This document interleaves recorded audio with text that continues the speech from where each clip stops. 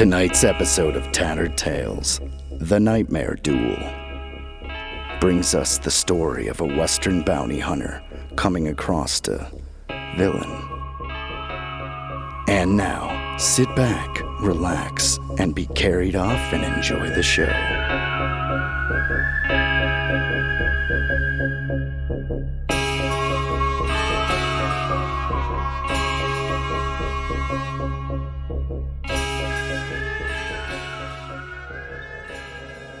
Hey, I'm wondering if you can help me. I seem to find myself in quite a mess here. Truthfully, I'm not sure whether I'm lost, trapped, or being held captive. Probably be easier to explain if I was certain of which one. Now, I don't want to leave you out-headed, nor do I have time to yarn away for too long. Still, it's probably best if I start from the beginning. I was riding through northern Wyoming to a small settlement that is little more than a bone orchard. For whatever reason, the town dried up before ever getting a proper name. Few folks that still live there refer to it as Stillbend. I rode in about an hour after dawn. The few folks on the street leered at me as I surveyed the town. Look at her. No doubt marveling at how improper I look. If a woman not riding side saddle wasn't strange enough, the fact that I had the gall to wear what they perceived to be men's clothing really caused a stir with these 10-cent men. If the town was left dying on my last visit, now it looked like crowbait. Besides, for the handful of people poking around, the only signs of life that I could see was coming from the half-dilapidated saloon at the center of Main Street. The music pouring out of that place was in stark contrast to the decaying ruins of this once booming prospecting camp. I tried to pay it no mind as I walked over to the hoosgow. Well, what in the... When I got to the board, there wasn't a single bounty posted. Normally, that would be all she wrote, but I figured I better step in and see, just in case. What? Huh. Ugh. Oh, I was fit to be tied. The place was deserted. There wasn't a sheriff, deputy, or jailbird in sight. Oh, hell! From the looks of it, the law left this town to the wolves. I can't say I was too surprised, but problem was, no law meant no lawbreakers, and no lawbreakers meant no bounties. Suddenly, I found myself in a real predicament. I needed to find some paying work before I ended up like the rest of the coffee boilers around these parts. I decided to trot over to the saloon. It seemed to me that if there were any work to be found, it would be there. I about swallowed my heart when I saw the saloon was about as dead as the rest of the town. Took all I had not to air out my lungs right then and there, although that could bring the type of attention that would make an already queer sight such as myself unemployable amongst this lot. I noticed the bartender staring at me. He gave me a short nod. I returned the gesture and headed over to the bar. Howdy. Whiskey? Just an Adam's ale. Thanks. I couldn't help but notice y'all ain't got any bounties posted. Well, missy, I suppose that's because no one's been tending that post for a few months now. Sheriff Brown cleared out the place with his 2 girls. Then the 3 of them got to wiggle on out of here. Right around the time the troubles began. Before I could inquire as to what new thing could have happened that would still be considered troubles compared to what has already come to pass here, we were interrupted by a familiar voice. Now, do my eyes deceive me, or is that there Jenny Lang roosting at my bar? It was Cheryl Lamont, a working girl I met a few years back while in the midst of a manhunt in the surrounding area. Her story was sad, but not uncommon for women in her position. Poor girl was widowed young, forced to dance the cooch to keep food in her belly. Like you might expect, one thing led to the other, and soon young Cheryl found herself a permanent resident of the McShane Saloon. Hey there, Cheryl. It is you! My dear girl, it's been too long. What brings you to this godforsaken place? Just making my way across the state, picking up work as I go. Usual. Unfortunately, your barkeep here has just informed me that Stillben's well has gone dry, so to speak. Ain't that the truth? It's a shame, really. Well, if the whole thing is a bust, why are you two still here? Cripes, Jen. Where would I go? Wherever you want. Cheryl just looked at me a little sadly and shrugged. She would never leave. For the same reason she stayed after her husband died. The girl is rooted. For better or worse. I gave her a solemn nod of recognition. No need to make her say it out loud. I let her off the hook and turned my attention back to the barkeep. What about you? What's your excuse for not turning tail? The man threw up his arms and started gesturing around the saloon. You're standing in it. This place is all I have to my name. If I could pop out every board and pick up every stone and take it with me down yonder, I'd done it years ago. Anyone with the means to leave already has. No. I'm afraid the town's fate will be our fate. We're all stuck, like a hair in the butter. We're damned, is what we are. Have you told her about the troubles yet? Just about, too. Before you came down here with that $5 grin of yours. All right, enough is enough. Will you two stop wobbling your jaws and get to it? What exactly are these troubles? Not what? Who? The man in black. He ain't no man. Cheryl here thinks we got ourselves a genuine devil. But I reckon you and I know better. He's a man, all right. Wicked, nonetheless. He's been coming around for a while now. Always at night, always alone. At first, we paid him no mind.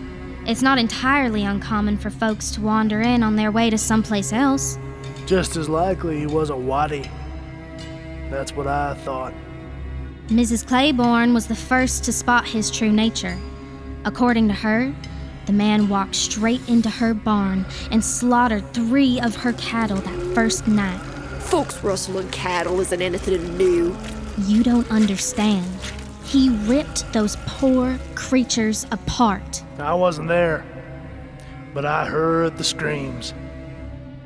The next morning, I saw the mess. You know, I think he was doing it just for fun. It happened again and again, just like that, every night. When he ran out of steers, he started coming after us. And you all have been sitting back, watching this happen this whole time? Of course not. Samuel and a few of his boys set up an ambush a few weeks back. And, well, I think it's pretty clear how that turned out. The man never enters anyone's home, you understand? If your doors are shut and your windows are closed, he leaves you alone. I guess that's how we've all learned to live with it. With no more livestock around, things have been relatively quiet. Maybe he doesn't barge in, but he'll watch you. Even with everything sealed up tight, I've seen him peering in at me from outside. He'll stand there all night, staring. I think he's the devil come to damn this place for all its wicked greed during the rush. Now, I'm not superstitious, and I doubted very much that there was anything going on. Except maybe a crazy person, pushing his luck in an already bad situation. Still, Cheryl's eyes seemed to speak a truth my mind couldn't quite wrap itself around yet. So, I'd assume you'd all about sell the shirt off your back to get rid of this trouble. Am I right? Ma'am, if you could somehow rid us of this man, I'll give you 25% stake in the card game we got going here. Ain't much traffic coming through lately. Even so, you're looking at quite a payout in short measure.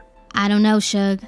Lord knows you're fast with that shooting iron, but I'm not so sure you should crawl his hump. Let me worry about that. You're expecting him tonight? Yes, ma'am. He strolls in around midnight, and I doubt very much that this evening will be the exception.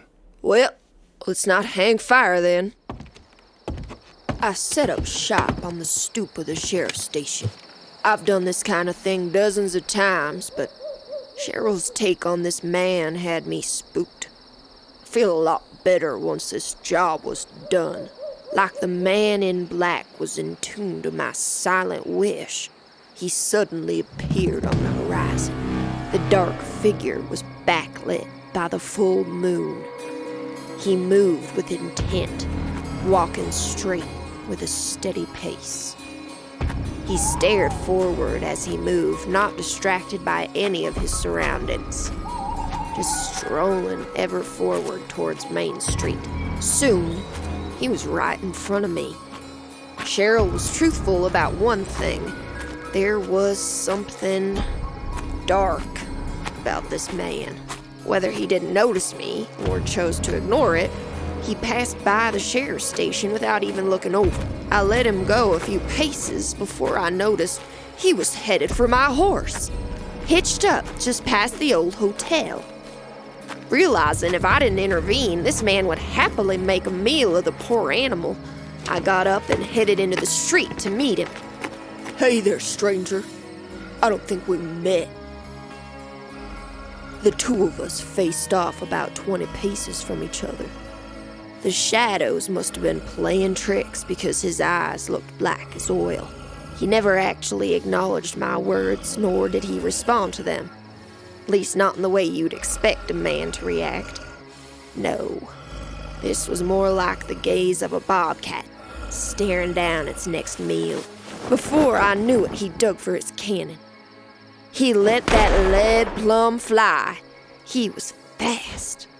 Normal gal would find herself pushing daisies after a shot like that. Luckily, I ain't your normal gal. I managed to dodge to the left just in time to save my life. Fortunately, not my skin. That blue whistler grazed my neck as it flew by. I lost a little bit of blood, but it wasn't deep enough to strike anything vital. I pulled my six-shooter as fast as my hands and my heart would let me, and I fired. My aim was true. The bullet soared straight and landed right between the man in black's eyes. And I knew he was dead straight off. But it was as if his body refused to accept it. He stood there, swaying for a moment. A small river of smoke escaped from the bullet hole and dissipated into the air before his lifeless shell finally collapsed. Ha! So much for the devil. I headed over to him when suddenly his body began to have a fit. He was shaking something fierce, convulsing. His back violently arched to the point where he practically threw himself into the air. That's when I noticed the dark blood beginning to bubble up his throat and out of his mouth. No, wait. It wasn't blood. It was the same color I thought I saw in the man's eyes. A pure black, oily tone. Yeah. Oil. That's a good way to describe it. Finally, his body stopped wiggling around, but the oil just kept coming. Soon it was dripping out of his nostrils, his ears, and of course the newly mined hole in his head. It pooled around him, accumulating in value.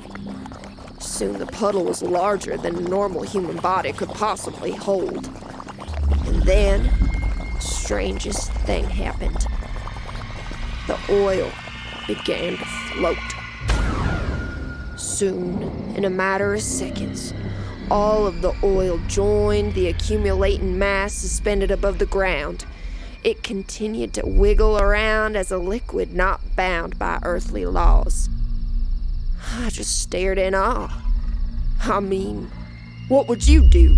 About a split second before I snapped out of it and headed for the hills. The oil, the entity, did the same.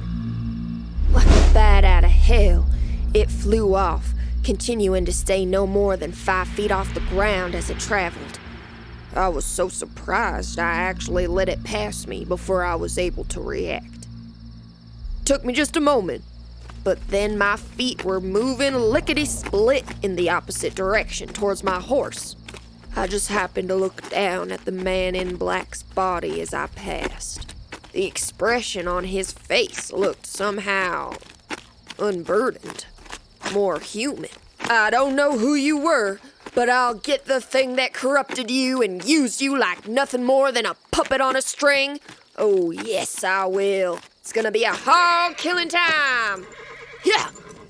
I chased the nightmarish blob for a while before it finally took a hard right into the forest.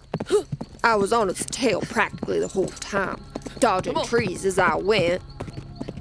Somehow I lost the entity after I followed it into a clearing. A few deer became spooked by my sudden appearance and ran off into the woods from the other side of a small pond. I slowed my breathing as best I could and just sat there for a while, waiting, listening, searching with my eyes even though the task was futile. You can't follow the trail of something that doesn't touch the ground. Suddenly, there was a loud, horrifying death cry coming from just beyond the tree line across the pond. It was a deer, no doubt. Any child who has bagged his first buck could describe that sound to you. That terrible, heartbreaking sound that both fills your heart with sorrow while simultaneously making your stomach rumble. Just a moment after the deer stopped screaming, it came walking out of the woods. As it moved slowly into the moonlight, I got the briefest glimpse of the black oil entering the deer through its eyes. Its eyes went completely black. The entity had taken control. I slowly reached for the knife I had strapped to my ankle, trying my best to get it before the beast charged. As it happened, we both moved just about the same time. It was on top of me before I could do much of anything. I managed to avoid the antlers, but I still ended up on the ground. A second later, and I was being viciously trampled on by the hooves of this possessed animal. I was under it now, moments away from my own death. But luckily for me, the fates were on my side. With all my might, I tried to force my knife into the beast's heart, not knowing for sure if it would do a lick of good. This thing's last vessel was taken down by a bullet, so it stands to reason my knife could take care of the job. I got to my feet as the deer staggered away from me. I watched in disbelief as it briefly wagged its snout, as if shaking off an insignificant knock on the head. Then it turned its attention back on me. I got into a better stance in anticipation of the next attack. This time, the entity got the better of me. It struck me like a freight train. The deer's antlers pierced both my shoulders and lifted me off my feet. Instead of throwing me to the side, the deer continued to run forward before leaping into the air and diving straight down into the small pond. It's kind of hard to explain what happened next. As the entity dragged me deeper and deeper below the water, it almost seemed as though the pond was bottomless. Then, it was as if the entire world was turning on its axis. Suddenly, instead of going deeper, it was as if I was re-emerging from a different pool on the other side.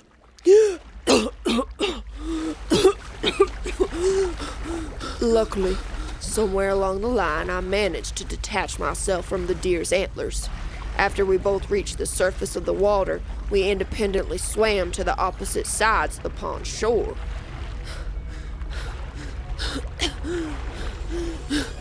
I was somewhere else now.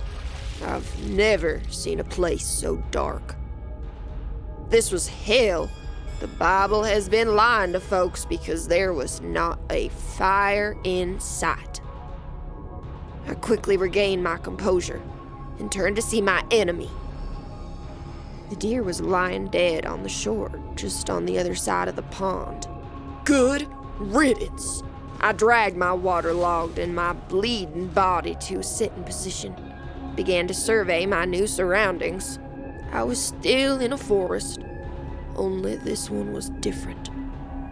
The trees surrounding the pond all seemed to be of equal diameter, and paired together like an endless sea of identical twin plants. There was no bark as far as I could tell.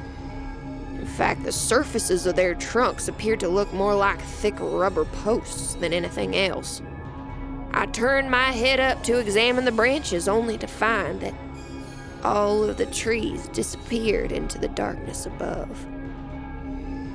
It was only possible for me to see maybe 10 feet up before the endless sea of black. At that moment, it became painfully apparent that there were no stars in the night sky, nor was the moon anywhere to be found.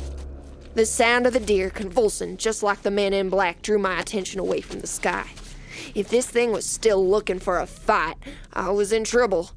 It would be a miracle if I could even get to my feet. Like before, the black oil began oozing out of the deer's corpse. Only this time, instead of forming a floating, shapeless blob, the entity took on a humanoid, anthropomorphic shape. Once its metamorphosis was complete, a featureless, jet-black entity stood on the other side of the pond in full defiance of God and nature. I drew my knife in preparation of the entity's final attack. It didn't move. If the thing had eyes, I would say it was staring at me. Although, who knows? I was tired. I was bloody, but I wasn't beaten yet. Well, what are you waiting for? Get it over with already! Despite not having a mouth, the thing began to laugh. Then, as if in a nightmare, the entity started to grow. He rose into the air, higher and higher, while his limbs and his waist increased in diameter. It wasn't long before I could no longer see above the entity's midsection. His top half disappeared into the darkness, just like the tops of the trees surrounding us. The trees! I frantically studied the forest around me. To my horror, the true depth of my bad box was revealed. Oh my God! They're legs! They're all legs! As if the devil himself meant to confirm my nightmare. A large flash of green lightning above illuminated the giant silhouettes of all the entities surrounding me. I was nothing but an ant looking up at Legion. All I could do was scream, one by one, in short succession. All of the massive creatures around me bent over. It was impossible to tell what was darkness and what was them, as I was soon engulfed in the oily liquid. Oh, Jesus, Cheryl, I'm sorry. I should have listened to you. I followed my pride all the way into hell. And now, it seems as though my tale is at its end. Then, there was silence. When I next opened my eyes, I was here, wherever here is. If a place could look like no place, that's where I am. I'm not really standing. I'm not really floating. My surroundings could best be described as a void, although it's not black or filled with light. Truthfully, not sure words exist that would be able to accurately describe the true absence of everything. I guess none of that really matters. Now, please, Cheryl, if you're out there, if you can somehow hear me, I need you, please. I'm afraid. I never did see my friend Jenny again. Not after that night. Not the real Jenny, anyway. At least I will never forget her. Her face stares back at me from the street every night. The same sweet smile with her new black eyes. I told you, we're damned.